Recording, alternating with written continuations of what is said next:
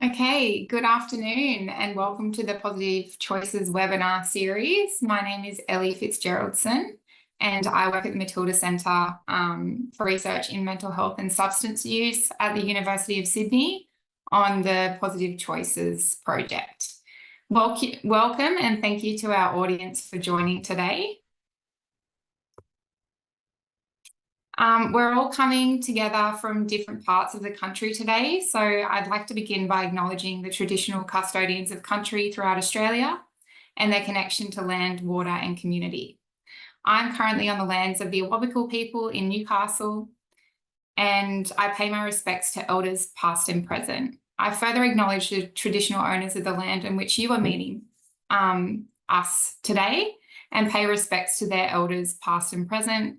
And I'd also like to acknowledge any Aboriginal and Torres Strait Islander people joining us for the webinar today. So before we get into today's presentation, I'll go through a few housekeeping points. As participants, you're currently on listen-only mode, which means that we'll not be able to hear or see you. We are recording this session and it will be made available through the Positive Choices website along with the slide handouts. And if you have any questions throughout, you can pop them into the Q&A, into the little Q&A portal thing just down the bottom. So that is separate to the chat, which is to the left of that. Yeah, and we'll try and endeavour to answer them, or the panel will. So if you're new to Positive Choices, I'll just give you a quick little introduction. Positive Choices is a website that provides access to trustworthy, up-to-date evidence-based alcohol and other drug information and educational resources suitable for parents, school staff and students. Positive Choices is funded by the Australian Government Department of Health and Aged Care and was developed by the Matilda Centre for Research in Mental Health and Substance Use at the University of Sydney in consultation with teachers, parents and students. So some examples of resources that we disseminate or host on this portal include fact sheets, videos, webinars and games, as well as classroom-based drug prevention programs that are proven to reduce drug-related harms. I encourage you to visit our website to have a look at some of these resources. But on to today's webinar, which will cover the process of developing vaping and smoking resources with Aboriginal young people. We're very excited to have Associate Professor Emily Stockings, Mr. Tariq Isaacs, and Dr. Steph Kershaw presenting for us today. Emily is an Associate Professor and NHMRC Fellow and Program Lead for Smoking, Vaping and Mental Health at the Matilda Centre. She has 14 years experience in smoking cessation interventions with a particular interest in vulnerable populations and the mental health and social outcomes of young people. Tariq is a well-known man from Coonamble and an Indigenous engagement assistant at the Matilda Centre. And he has placement in various roles as part of Indigenous-based organisations for the past few years, helping community members. Steph is a research fellow at the Matilda Centre and she leads an innovative program of research and translation to reduce the impact of substance use. Her research aims to improve health outcomes for individuals, families and communities. Okay, over to you, Emily. Thank you so much, Ellie, and thank you everybody for joining us this afternoon. I hope you are doing a little bit of multitasking, maybe having a little bit of lunch, and hopefully this will be really informative and insightful for you. Thank you, Ellie, for the introduction. We're really excited to share these resources with you today. As Ellie mentioned, I'm Associate Professor Emily Stockings at the Matilda Centre. This is one of the programs that we conducted at the Matilda Centre. It started a couple of years ago now, I think. So we're going to talk through the process of where we started, how we developed these resources, and sort of touch on how we might be able to use them.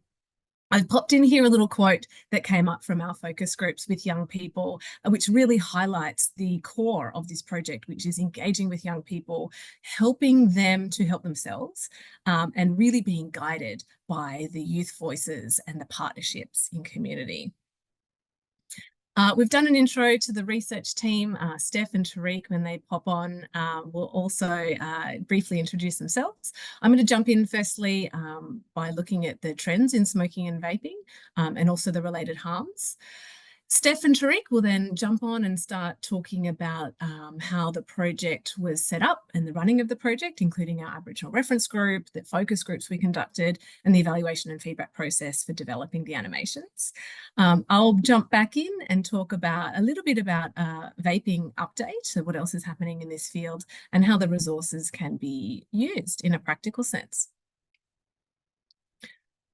So you may be aware that the 2022-2023 National Drug Strategy Household Survey came out relatively recently. First of all, we know that vaping is increasing across all groups, all kind of subgroups in the population. So this is not something that is unique to people of Aboriginal and Torres Strait Islander status. We are also seeing increases among this group. So 1 in 3 from the most recent survey, 1 in 3 Aboriginal and Torres Strait Islander people aged over 14 had ever tried a vape, and this is largely consistent with the rates among the general population. Around 7% had used vapes regularly, and 1 in 20, so around 5%, had both smoked and used vapes. And this is important because we know that there are additional harms for people who are dual users. When looked across the board, and I think there are still some analyses that are occurring with this data set, rates of vaping were elevated among people of Aboriginal and Torres Strait Islander status, and this was around 1.5 times higher. I'd have to add, though, that there are very few data sources available focusing on young people specifically, so this is quite a difficult thing to nut out. Generation Vape does have some data on young Aboriginal people, and I think they are in the process of working through that data and disseminating it. For smoking, the smoking rate among Aboriginal and Torres Strait Islander people for a long time in Australia has been elevated, and this goes back to the roots of a lot of the discrimination, the lack of access to resources, the trauma that has been experienced among this group. So this is something that has been a long-term trend. The good news is that that gap is narrowing ever so slightly. So from the most recent wave of the NDSHS, the smoking rate was 20%. This is all ages, so 14 plus. And this was a significant decrease from 2010, where 35% were smoking. And this is importantly mostly driven by young people not starting smoking. So this is showing that the new generation of young people are less likely to initiate smoking, which is great. We're seeing a bit of a shift there. However, the rate is still 2.6 times higher than the general population in Australia. So we can see this is the rate proportion who smoked daily over time from 2001 to 2022. The general population, Australian population rate is now around 8% daily smokers. So the 20% is relatively elevated, but we are seeing a decline over time in both groups. The good news, as I mentioned, is the greatest reductions in smoking are seen among young Indigenous people. So those who never smoked, this is from 2010 to 2022, increased from 62 to 85%. So the majority of young people aged 15 to 17 reporting never smoking. And the current smokers in this same time period fell from 33%, which, as you can see here on the graph, this is where it was in 2010, and fell to 13%. So we're seeing a huge reduction among young people not choosing to smoke. However, even this is going in the right direction, it is still elevated. The rates are still elevated compared to the general population, where smoking rates in this age group are more around 1%. So good news, but still a way to go. I wanted to touch briefly on the harms of vaping. The harms of smoking are relatively well known. So cancers, cardiovascular disease, increased risk of poor oral health. These are relatively well known. What is less known is the impacts of vaping. One important thing is the airways. We know that young Indigenous people are more prone to asthma and respiratory conditions. So this was something that really was concerning to me. So vaping, just by the process of vaping, it increases inflammation in the airwaves, and this can lead to breathing difficulties. So the ingredients in vapes, there are many, but the main carrier fluid is propylene glycol. This is hydrophilic. It means that it sucks up water, leaving everything in your mouth and in your lungs quite dry. This, in response, your body goes, oh, I need to increase my mucus secretions to moisturize my respiratory tract. So we see things like increased mucus, increased cough, chest tightness, and reduced lung function from this chronic inflammation. Can intensify asthma symptoms and trigger asthma attacks, which is very concerning among a population where asthma is already elevated. And when we look over time, we know that there is a twofold increase in chronic bronchitis in adolescence, including chronic cough, phlegm, and kind of constant irritation of the airways. So if you've seen this in reality, this is what's happening behind the scenes. On the brain, so very briefly, nicotine is an incredibly addictive substance. The adolescent brain is incredibly neuroplastic. The combination of these two things is a perfect storm. So the adolescent brain is very, very vulnerable to the effects of nicotine, and early exposure can rewire the brain to be essentially more addicted to nicotine, more susceptible to long-term addiction. This can then lead to increased risk of other substance use because it's working on that reward pathway. So increased comorbid substance use, increased risk of anxiety, depression, and mental disorders, and in general, impaired coping, poor sleep, and disrupted schooling. So it's not just the chemicals and the impact on the physical body, it's also the impact on the developing brain and young people's coping skills. And finally, before I hand over to Steph, I just wanted to talk about why prevention is so important. So this is an age of onset curve for tobacco. This is from the World Mental Health Survey, some work that we did with the Lancet Psychiatry a few years back. What it's showing, you don't need to follow all the dots and the graphs, but basically the median age of starting tobacco use falls between 16 to 19 years, regardless of the country and the culture that we're looking at. This is an incredibly consistent age of onset curve.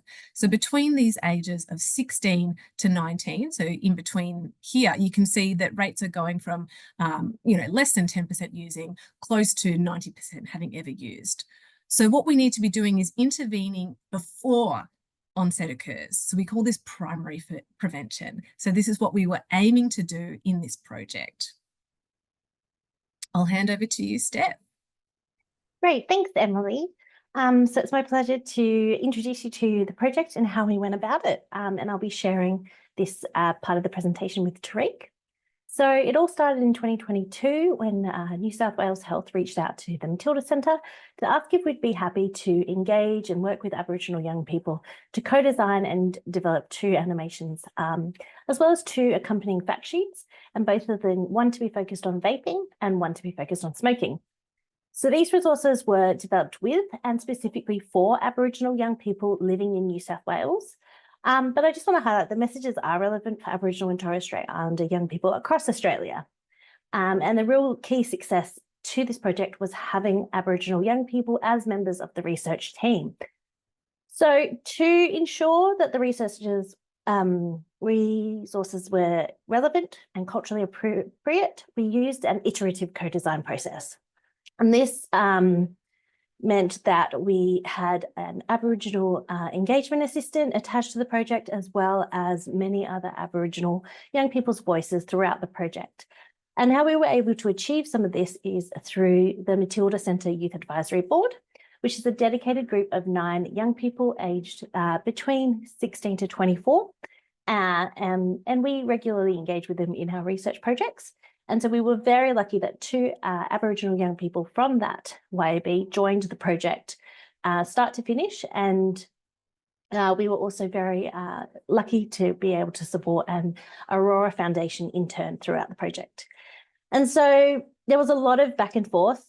We've tried to separate it into stages, but I can tell you now that it was a lot of emails and discussions, and it was a very iterative process. So we did undertake 2 formal consultations. Firstly, we started with focus groups, We just wanted to hear, what do young people know about vaping and smoking? What do they want to know about vaping and smoking? And how do they think these resources should look? And then after we'd gone and developed those resources, we conducted an online evaluation to make sure that we gathered a wide range of perspectives and input as well. Key to this project was also the partnership that we made with Garua, which is a New South Wales digital agency, and they are owned and led Aboriginal organisation, and they designed and developed all the characters and artwork. And this project was also supported by an Aboriginal reference group who helped connect us with key organisation, as well as guiding the overall project aims. So the image at the bottom of this slide shows the very rough flow of the project. Phase 1 being the literature review that we undertook and the focus groups, how that fed into phase 2, developing the content, and then into phase 3, which was the evaluation.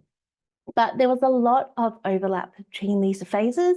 And as you can see from the top of the graphic, we were continuously working with Aboriginal young people and the reference group throughout, and refining based on the needs of young people. I'm now going to hand over to Tariq, who undertook the focus groups. So over to you. Yeah, thanks for that, Steph.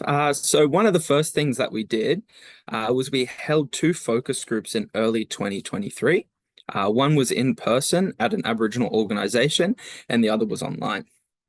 The young people who participated in the focus groups were mostly in high school, and their mean age was 18. We utilized a semi-structured approach with broad questions like, do you think smoking and vaping are the same or different? And what do you think happens to your brain and body when you vape? This way, it let young people guide the conversation. Emily and I also made sure to start the focus groups by saying there were no right or wrong answers, and anything that they said was anonymous. This helped create a safe and open discussion. We gathered a lot of information out of the focus groups around what young people's motivations were to vape, such as they like the flavors and it helps some cope with stress. Even their motivations to not vape, like the high costs. Knowledge about the effects and consequences was something that kept coming up.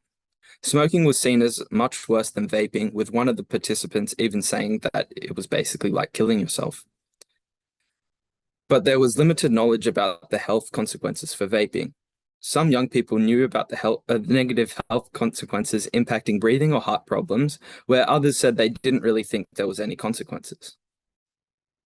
Young people also talked about how their own personal experiences, including having family that smoked or vaped, and how they saw smoking as more of a generational thing. They also talked about how smoking and vaping can impact relationships. They were much more likely to sit next to someone who smells a bubblegum vape than cigarette smoke. The other main theme was accessibility, particularly with vapes, and how they are accessible, convenient, and cleverly marketed to the young people. We also did a detailed literature review to see what the latest evidence was. We then combined all the evidence as shown in the first column and the information from the young people in focus groups shown in the second, and distilled this into several key messages. This table here is just an example from the prevalence section for vaping. There was a lot of other sections including risk and protective factors, health harms, recommendations for cessation, and harm reduction. Once we drafted the key messages, we spent a lot of time refining them, particularly in collaboration with the Matilda Centre Youth Advisory Board and the reference group, identifying what the most critical messages were and should be a part of the animations, as opposed to which messages should go on the accompanying fact sheet. During the focus groups, the youth thought that the use of vibrant colours would attract and keep a young audience by motivating them to be open to receive a message. We brought a few different options to the table, and the style you see in the slideshow was chosen, as they felt a more light-hearted approach. With a more light-hearted approach, they would be more likely to say with the video. If it was a more confronting style, they would just keep scrolling, as the young people like to say. And then the fun began, which was spending a lot of time iteratively workshopping the scripts and working with Garua, the digital agency, on the storyboards. This involved multiple rounds of review and meetings again with Indigenous members of the Youth Advisory Board. This is also where it was invaluable having young people involved through the research team and the YAB, as they were happy to spend time thinking and chatting through how things should look and what things should be said, what colours things should be, and how everything should feel overall. And now I'll hand it back to you, Steph. Great, thanks, Tariq. And so once we had a rough draft of the animated videos, we then ran an online evaluation, and this was open to all Aboriginal young people based in New South Wales. And this was just to understand what they liked about the draft animations and what changes should be made. And it was really important to us that we wanted to collect a wide range of perceptions and make sure that the messages were relevant and engaging for young people. So we received 136 responses with a mean age around 17. And the majority of participants also reported living in metropolitan areas and having a current education level of around year 12. So they were slightly older than the target audience, because we were hoping to target more 14 to 17-year-olds. And interestingly, around 70% of participants reported having vaped an e-cigarette, and some reported vaping a few times a week. So what did the young people think of the animations? Well, the good news is that most of them said not to change a thing, which was also a relief, because we had spent a lot of time going back and forth, and it's always nerve-wracking to get feedback on your work. And so for those that did suggest changes, they really wanted more information about health effects. So on the slide is an example of how we added what happens to your lungs into the animation. And we also made sure to put this detail into the fact sheets. So it did seem that among the young people that we spoke to, it really isn't clear what the health impacts of vaping are, and it's something that we need to be talking about more. They also wanted the messaging to be more direct. So we made some edits to the way things were said. And also the big change that we made was to improve the music, because apparently the original music was quite old-fashioned, which I thought was funny, and also shows the real importance of engaging young people and your target audience in resource development, because I personally quite liked it. They also just wanted to improve some of the animation transitions, but that was to be expected as these were draft animations. But overall, we received a lot of positive reactions to the animations, and I've put some examples up here, including I like the animation style and the characters in it. It really delivers a message that makes you stop and think of the impact of vaping and smoking. And so after we finalised the animations, we then packaged everything up and we delivered it to the New South Wales Health. And these resources are now freely available via the New South Wales Health website. And the Positive Choices team will put the link in the chat very shortly. So as you can see, there is the two animations, one on vaping and one on smoking. And there is also the accompanying more detailed fact sheets as well. And these resources, as I said, are freely available. They're downloadable and accessible. So you can use them in your work. And I'm going to now hand over to Emily, who's going to talk through some of the ways about how these resources can be used. So thanks, Em. Thank you so much, Steph. And Tariq, who, shout out, this is his first webinar. Absolutely killed it. Look, there's nothing quite like working with young people to make you feel really old, but that's why we do it. The whole idea is that we're developing resources that are going to be used by young people, so they need to be engaging. I think Steph and Tariq, you just did a fantastic job of kind of demonstrating how you work with multiple different timelines, different stakeholders, balancing, you know, deadlines for New South Wales Health, and then trying to engage focus groups with young people. It was really a difficult task, but it was also very enjoyable. At one point, there were a lot of balls in the air to juggle simultaneously. And I think the end result really shines because of the fact that we did have this iterative process. It's harder to do, but the end result is so much better because you've managed to tweak it, adjust it. You know, I thought the music was great too, Steph, but apparently we're just oldies now. Anyway. So what I'm going to talk about now is how these resources can be used in the real world. So the fact sheets, which are freely available to access, can be provided as printed handouts in common areas, waiting rooms, just to be physically available, visually available. They do look beautiful, so they're a lovely thing to have in a waiting room or any other common area that young people pass through. In terms of the videos, these could be, so a poster could be created with a QR code to the videos for people who might be waiting or any area where young people might be sitting on their phones anyway. And likewise, look, ideally, if there is a screen available, and I know this is not something that's going to be true for all services or schools, for example, but the videos could be on rotation just to increase exposure. For staff or for teachers or for parents, both of these resources are super handy just to have on hand when working with young people as a conversation starter, but also of a way of upskilling yourself and kind of getting on the same page to help with starting conversations and engaging with young people around vaping. So I wanted to kind of like hone in on an example of how you might start a conversation with a young person, because this is something I get asked a lot. You know, where do you start? What do you say? And how can you use these resources alongside that? So the first thing I say to people who are trying to approach this topic is get confident with the facts, because I can tell you now that young people know a lot about vaping. They know a lot about where to get them, what flavors are good, what flavors aren't good, how quickly nicotine affects your brain. They are cluey. So being cluey as well helps you get on that same page and just gives you that confidence to be able to have that conversation with someone.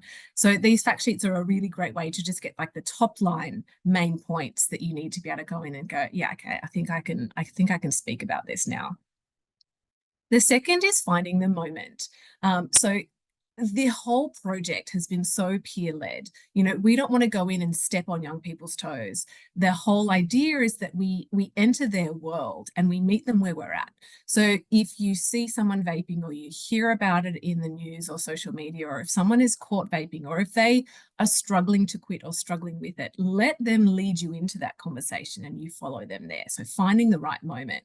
We don't want this to become a punishable offense. You know, this is not about punishing behavior. This is about improving health. So flipping it as an opportunity to improve health. Then when you do have a conversation with a young person, using open-ended questions, showing interest and letting them express in their own words what is important to them. You know, we need to understand that the world is different and the pressures that they're facing are very different to the pressures that, you know, we might be facing in our own jobs. So kind of meeting them where they are. Being curious is really important. So tell me about it. How does it make you feel? What do you enjoy about vaping? And then find an anchor or create an anchor for change or providing help. What do you wish was different? You know, can I help you when you feel this way? So you said you're feeling stressed about exams or you're struggling to sleep. You know, what do you wish was different? Is there anything that I can do to make this better? Listening with patience can sometimes be very difficult, especially when you're working with teenagers. But let them convey what it means to them. Even if it doesn't seem important to us, that's what's important to them. You know, it's their friendship group, it's the micro social interactions that are occurring, it's the conversations via social media. That's what's important to them. Conveying expectations is a way of setting the tone for what you hope that person to be achieving without being too judgy about it. So the reason I don't want you to vape is because I'm so concerned about the risks for your brain and for your lungs and for your future well-being. So that's our goal. That's where I really want to get you. So let's get there together, as opposed to you shouldn't vape because it's terrible. So it's an expectation of behavior. Then as you get towards the end, you know, you've heard them, you've established the expectation. That's when it's kind of like a moment where you can go, hey, I've seen this really cool thing. Have you seen this? Can we look at it together? Provide the resources, provide the fact sheet, or show the video or give a link to the video to say, I saw this, I thought it would really resonate with you. Tell me what you think. Then for people who are vaping, so this is getting right to the pointy end. So for people who are struggling to quit or are finding that vaping is becoming very entrenched in their daily behaviours, find the triggers for it. So sit down together, and this goes for smoking as well. These are the same types of behavioural strategies we use with smokers. So what are the risky strategies? You see someone with a vape, they're handed a vape at a party, they might be having a drink, and that goes so closely with smoking. You know, what are the triggers? Then start practicing a response. Literally saying to yourself in the mirror, no thanks, I don't vape, you know, it's not for me. Or other ways to, we call these assertive refusal. Like, I know you guys are into it, but that's just not my thing. Practicing saying that. And if you need to, also attach an action to that. So, you know, you're basically struggling with what to do with your hands, and vaping and smoking can be very physical. You know, that hand-to-mouth action is very strong. So having a drink, having a mint can kind of fill that behavioural void and be useful for both smoking and vaping. And then just a general self-reflection. Tell me about your day. When do you vape? When do you find it's really difficult? How can we pick out those moments and start trying to attack them head on? And can we fill them with something better? Can we fill them with a podcast? Can we interject exercise? So one of the videos goes into friends are going to go to the movies. So filling it with other pleasurable things. So you're not just taking away, you're also replacing with something that's healthier. So I wanted to pivot now very quickly before we end to sort of a general update on what's happening in the vaping world. Most people online will be aware that there are changes in the rules. So I wanted to kind of go across that so everyone's on the same page with what's happening. So basically, long story short, any vape that is not intended to help you quit smoking is banned in Australia. So this is what we call the new therapeutic model. Basically, any vape that is available should only be designed for a current smoker to quit conventional cigarettes. Any other vape is prohibited to import, to supply, and to manufacture. And there are very, very few and very specific exemptions to that. So one is clinical trials and the other is scientific research. So basically, when we talk about all vapes, is it intended for therapeutic use? No, it's banned. If it is intended for therapeutic use, so this is the population of people who may legitimately be wanting to quit smoking, and vapes are found to be relatively helpful for that. They are required to be reusable vapes. So basically the disposable vape market in Australia is ending. And the reusable vapes that are to be provided have to meet certain levels of compliance to the TGO 110, which is like a standard of quality. So certain flavours restricted to tobacco, menthol or mint, they have to be reusable, and they do have to have plain packaging. Just going backwards, just to kind of where did we get here? So for the 1st of January this year, that's when the import ban on disposable vapes came in. And that was just a quick way of stopping the huge flow of vapes into the country. So regardless of nicotine content, there was an import ban on disposable vapes. This just made it easier for Border Force to identify these products and to seize them. From the 1st of July, this is when the picture that I've got here, this therapeutic process came into effect. So this is the ban on any non-therapeutic vape. And for those vapes that are therapeutic, access can be obtained through a GP prescription, and then you can get that prescription filled at community pharmacy. And just to complicate things even further, from the 1st of October, 2024, so relatively shortly, the GP prescription will be scrapped, and access will be purely via community pharmacy. So it's a little bit of watch this space, see what's happening, but this is kind of the long story short. Vapes, unless they are therapeutic, are banned, and access will be via pharmacy, and this will be via participating pharmacies, and that's up to the pharmacy to opt into the scheme.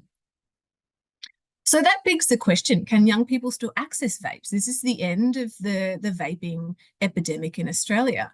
Well, I wish that was the case. What we've seen so far is that access is still pretty easy, but prices are starting to go up. which is an indicator of the fact that the ban on disposables that came into effect the 1st of January is starting to take effect. So we're seeing less available through bricks and mortar convenience stores, so your 7-Elevens, your petrol stations, servos, etc. So this access will likely slow.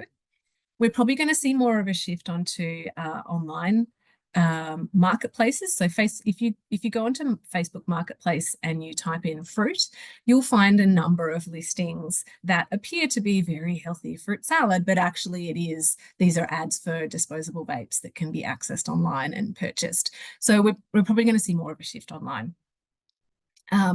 The pharmacy supply, look, this is yet to be seen, but it may lead to on-selling to minors.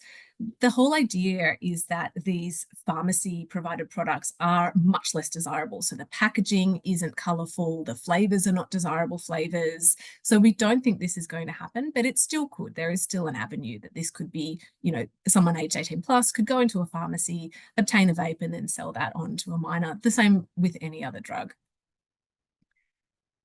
And there is also a possibility, and we are starting to see this, that vapes will start to be provided via the darknet marketplace, the same marketplace that illicit drugs are typically provided. We did see some reports of illicit vapes being contaminated with other drugs. So this is just something also to be aware of and to be across that there's a possibility that we might see a shift towards darknet as opposed to surface net and bricks and mortar stores. And finally, just to end on the other research projects that are happening at the Matilda Centre, the Our Futures Vaping Program, which is a very large cluster randomised controlled trial of a vaping prevention program to be delivered in year 7 and 8 classrooms. This is designed to, it taps into the same sort of behaviours that these resources we've developed that we're talking today tap into. So increasing resistance skills, assertive refusal, building alternative coping strategies to prevent e-cigarette and smoking uptake. So you can get more information about that program on the Our Futures Institute website, which I've linked there. But basically this trial is still underway. The 12-month assessments are currently happening, and it's pretty big. We've got 40 schools across 3 states participating in this project. So this is also watch this space. We hope to roll that out once the project is completed. And I also wanted to just give a shout out to Associate Professor Emily Stockings, who's running this fantastic project, Strong and Deadly Futures, which is a strengths-based, culturally inclusive alcohol and drug prevention program for high school students.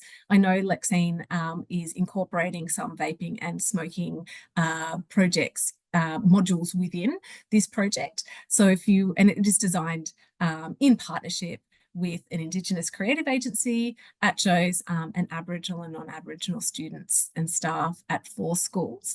The trial is currently underway, and if you wanted to reach out to Lexine to know more about that, I've popped Lexine's contact details in there, but you can also get in touch with any of us here at the Matilda Centre to learn more about that fantastic project.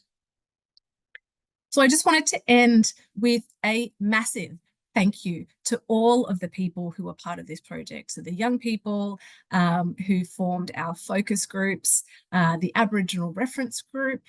We had some incredible insights and advice here. So thank you to the reference group, the Matilda Centre research team. As Steph is well aware, my strength is not admin. So thank you, Steph and Tariq, for keeping this project running. You guys did such a fantastic job. The Matilda Centre Youth Advisory Board, so this is our wonderful group of young people who advise on all the research projects that we conduct and keep us real. We have many collaborators. Shout out to the team at Girali, Barang, the New South Wales Ministry of Health for funding this project. And finally, we would specifically like to acknowledge and thank Tariq, Jasmine and Anita, who worked so hard on this project and did a lot of the stuff behind to get it over the line. That's it for the formal part of this presentation. The you can contact me. You can also contact Steph and Tariq. Sorry, guys, that I didn't have time to put your names on this final slide. That was very rude of me. But we are happy to open it up to questions from the chat. Yes, I guess we'll hand back to you, Ellie.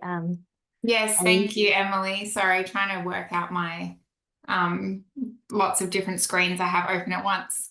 But thank you so much for that presentation. All three of you, Emily, Tariq, and Steph. It was super informative, and I also laughed about the old-fashioned music. You'll have to show me what it was so we can laugh together.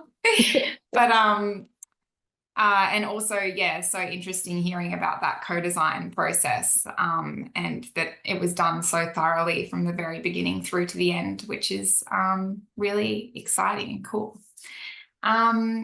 So in terms of questions,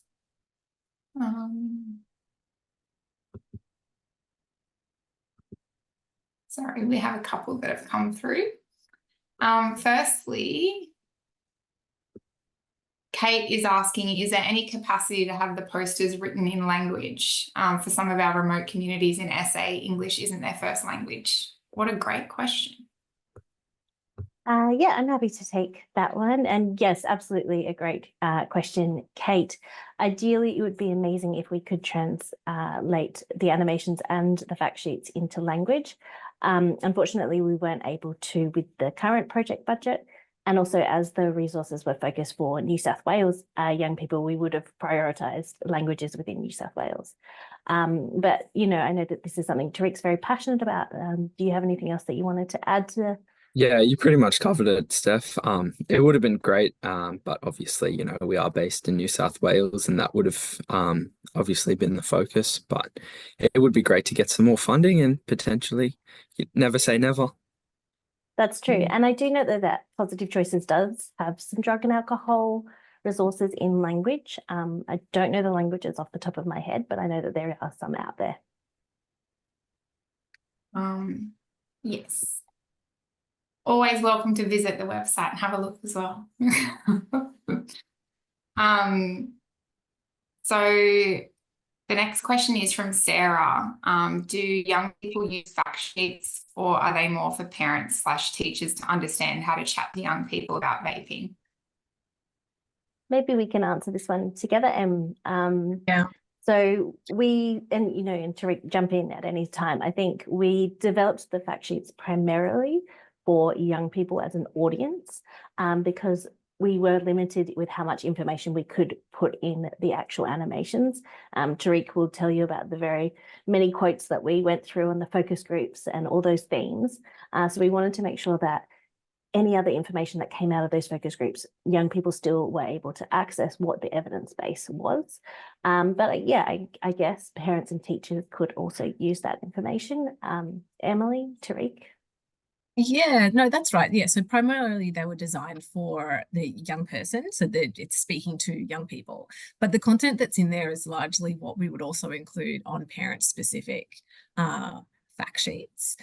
There are parent-specific fact sheets on the Positive Choices website for something that is a little bit more in depth to kind of give you a bit of arsenal for when you're chatting with young people.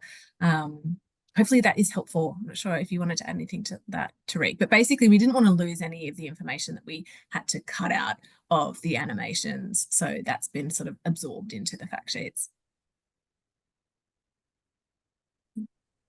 Thank you.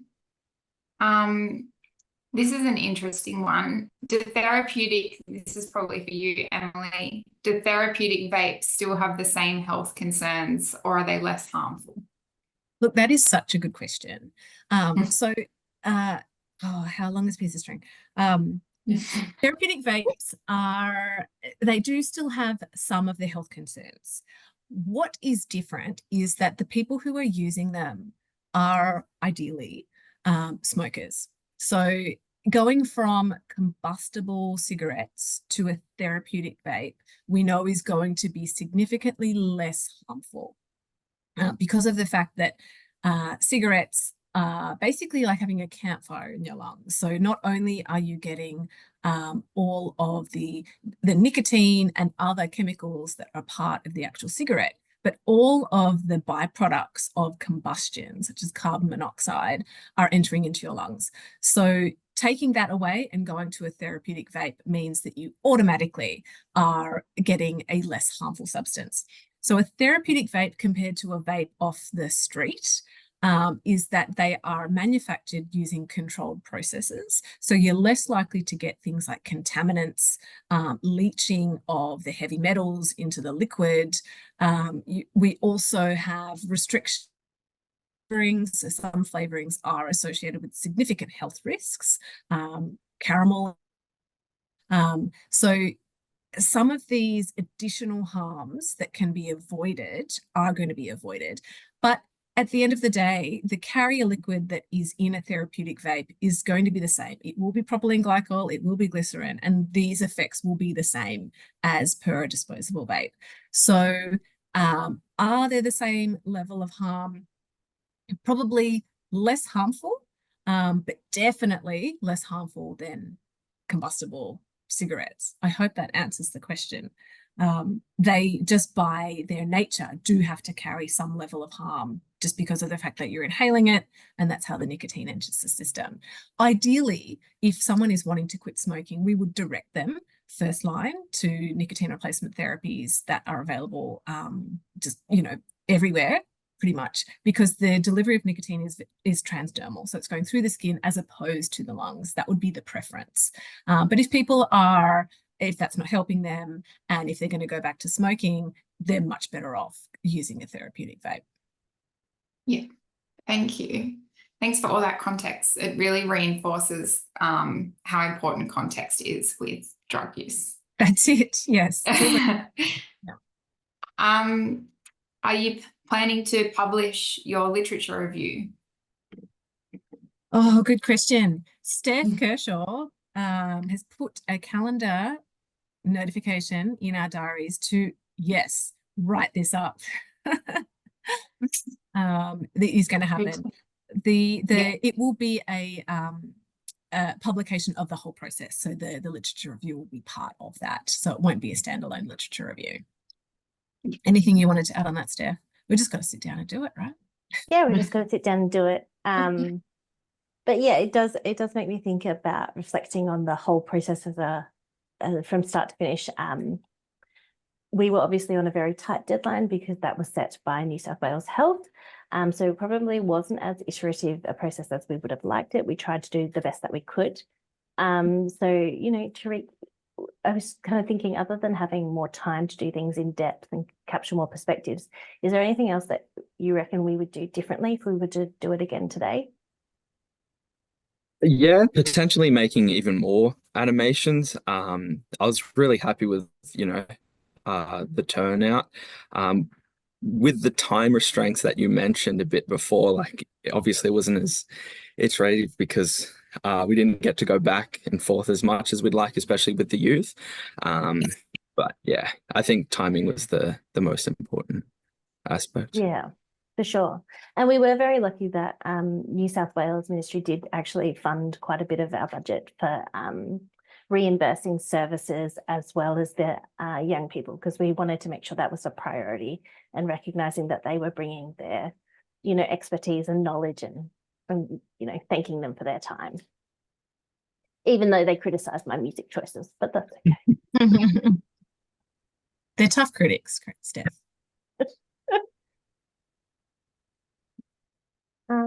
I noticed that someone's asked a question about where the focus groups were. Tariq, would you be happy to take that one?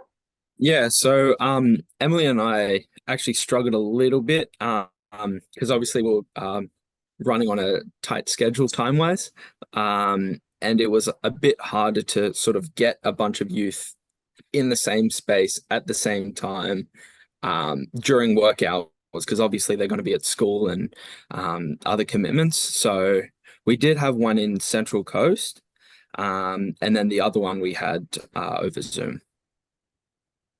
Yeah. Sorry, you go, Steph. No, You go. That was you. Probably the most difficult thing about this project was the timing, because we had such tight deadlines. Being able to do more in-depth co-design, I guess ideally we would have had more time. But that's research, that's the reality of things. So we did do a few call outs to organise focus groups among our target age range, but as Tariq said, it was so hard because the young people are predominantly in school, but we were able to capture young people from a few different areas. So it was predominantly metropolitan and regional, so it doesn't include rural or remote. That is something that we are aware is an area that we need to explore more in depth. I know that Lexine Stepinski is doing some work in rural schools, so reaching out to her for more details around rural specific would be a good idea.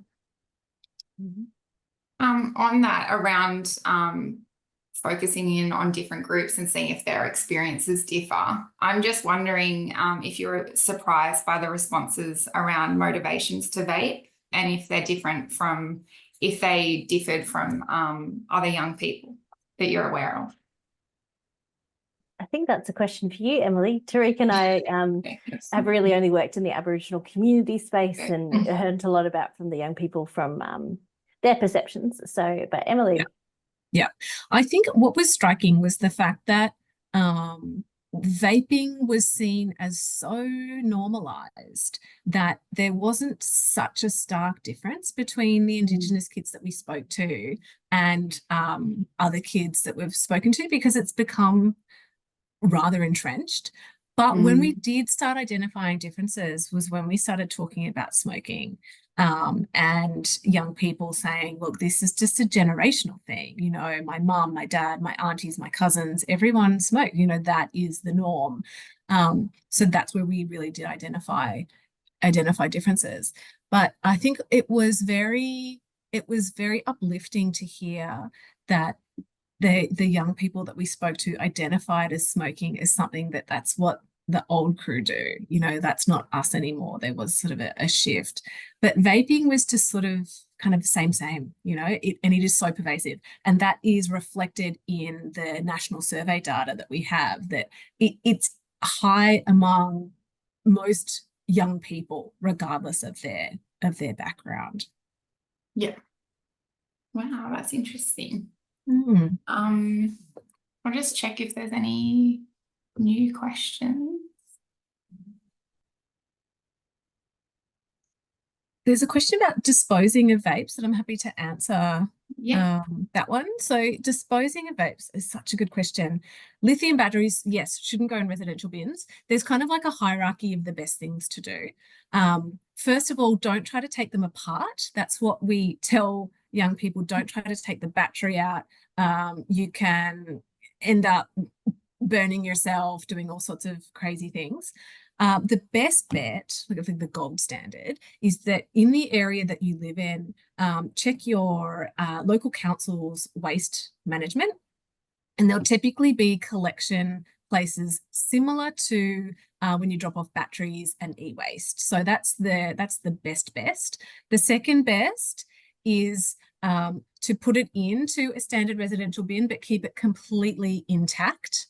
That way it means that it's less likely to leach and contaminate things. Don't put it in the recycling. I think a lot of people feel bad they're putting them in a standard residential bin and think, oh, I probably should go in the recycling. It can contaminate the recycling. So the best thing to do is to keep it completely intact, hold on to it until you can go to a dedicated e-waste vape drop off. And I know that for the most part, they are just going to go either on the ground or into a bin. But if you do see them, and if you are a good Samaritan, you can pick them up. I think also when the rollout does come out, pharmacies will be a place where you can drop them off. They're pretty annoyed about this, but such is life. And I think also there are some participating schools and community health services that will also take them.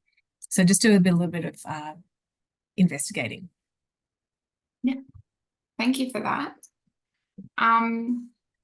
Did you reimburse the young people who participated in this? Did you pay them for their time? And do you have any insights on getting funding for that? Tariq, do you want to take that one? Yeah, I can take the first part of the question, then I'll throw it over to Emily. Yeah, of course we reimburse them for their time. I mean, we couldn't have done it without them, so they definitely needed to get something out of it. But yeah, I think Emily can go into more detail about the funding. Yeah, so this particular project was funded through the New South Wales Ministry of Health. So this was a grant that was provided to us. The way that we did the reimbursements, and Steph, I might need your help here, was via, was it Prezi vouchers that we distributed? Yes, so gift cards that couldn't be used for the purchase of alcohol or tobacco. Yeah, correct. Yeah. So obtaining similar funding, I mean, gosh, that's the million-dollar question, isn't it? I work a little bit with some groups in Western Sydney LHD, and a lot of it just comes down to advocacy. So speaking to your local council and going to governing bodies or organisations that may have an interest. So Lung Foundation is one. There are Cancer Council is another. That, you know, if you are seeking small grants to conduct this kind of work, basically just a lot of outreach is what's involved. I'm not sure if you wanted to add anything further to that, Steph. I think it's also just important to highlight to any funders that co-design is best practice. Like if you want good uptake and to have a real impact, you need to engage with the people who are going to be using whatever it is, whether it be animations, a fact sheet at the end of it. And so making sure that it's really clear from the start that in your budget, this is what we are going to allocate to setting up a reference group, to a co-design process, and just, yeah, highlighting that importance of the co-design and the need for time and money to do it properly. Absolutely. Yeah, definitely. And on that, I know we don't have much time, but I'm just curious, did you get any feedback from the young people about their experience with that co-design process? When we were in the focus groups, Tariq seemed to just have fun. I don't think we specifically asked about how was your experience with the focus group process, but just from the banter and the enjoyment, I think they got a lot out of it. And just being able to sit down and feel like they were being listened to. We also provided anyone who participated, you know, we shared the resources with them. And I think that really adds to a feeling of empowerment. You know, we spoke to you, it was so useful. Thank you so much. This is what we produced because of you guys. So I think it is so rewarding for us, but also for them. I don't know if there was anything else, Tariq, you wanted to add to that? Yeah, they were really comfortable with it, which was really good. So we could get honest sort of responses, and you know, some people were a little bit too comfortable, which was good. And that created a really, sometimes even too honest conversation, which is exactly what we're kind of looking for. Exactly. Yeah. I think that also speaks to how good you are at your job, Tariq. And I think also they continue to engage to us. They continue to respond to our emails and respond to requests. So we kind of scared them off too much.